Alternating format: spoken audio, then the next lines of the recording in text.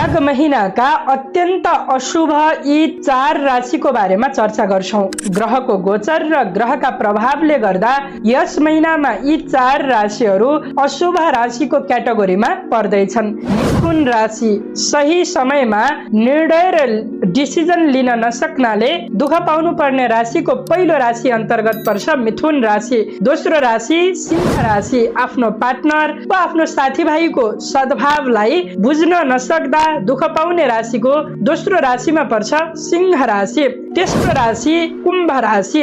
कुम्भ राशिले कुनै पनि कार्यहरू गर्दा सहजतापूर्वक कार्य गर्न नसक्नु वा सामान्य कामहरूमा अल्झिनुका कारणले गर्दा यस महिनामा अपेक्षाजनक नतिजा प्राप्ति गर्न गाह्रो छ।